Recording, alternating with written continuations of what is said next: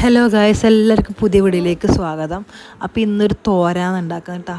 അതിൽ മുട്ടയും സോയാബീനൊക്കെ കൂട്ടിയിട്ടുള്ള ഒരു തോരനാണ്. നല്ല ടേസ്റ്റാണ്. എല്ലാവരും ഇത് ഉണ്ടാക്കി നോക്കണം. ഒരു ചീനിച്ചട്ടിയിൽ കുറച്ച് എണ്ണ ഒഴിച്ചിട്ട് അതിലേക്ക് 4 മുട്ടയാണ് ഞാൻ എടുത്തത്. അത് ഉപ്പിട്ടിട്ട് നന്നായിട്ട് ഇളക്കി യോജിപ്പിച്ചിട്ട് അത് ഞാൻ ഈ ചട്ടിയിലേക്ക് ഒഴിച്ചിട്ട് ചീനിച്ചട്ടിയിലേക്ക് ഒഴിച്ചിട്ട് നന്നായിട്ട് ഇങ്ങനെ ഇളക്കി ഈ ഒരു വറവ് ടൈപ്പിൽ ഇങ്ങനെ ആക്കി എടുക്കുക.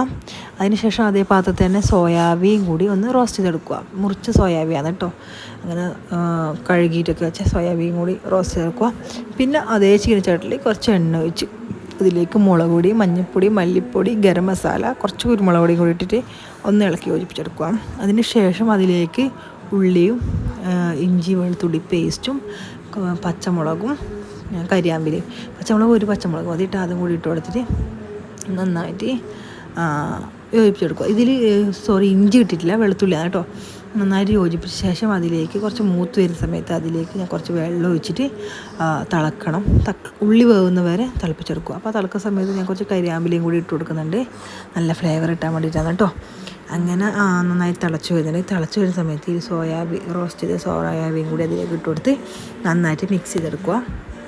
മിക്സിങ് കഴിഞ്ഞ ശേഷം അതിലേക്ക് ചുള്ളി വെച്ച മുട്ടയും കൂടി ഇട്ട് കൊടുത്തിട്ട് ഉപ്പൊക്കെ പാകമാണോ നോക്കണേ, ഇട്ട് കൊടുത്തിട്ട് മിക്സ് ചെയ്തെടുക്കുക. സോയാബീൻ ഒക്കെ ഉള്ളി വാട്ടുന്ന സമയത്ത് അതിലേക്ക് ഉപ്പ് ഇട്ട് കൊടുത്തിട്ട് അത് കാണിക്കാൻ വിട്ടതാണ്. അങ്ങനെ നന്നായിട്ട് യോജിപ്പിച്ചെടുത്ത ശേഷം കുറച്ച് അതിൻ്റെ വെള്ളം പറ്റുന്നവരെ അതൊന്ന് ഫുൾ തീയിൽ വെക്കുക.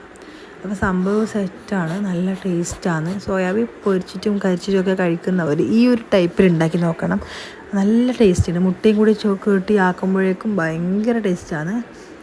അപ്പോൾ ഉണ്ടാക്കി നോക്കിയിട്ട് ഫീഡ്ബാക്ക് കമൻറ്റായി അറിയിക്കണം.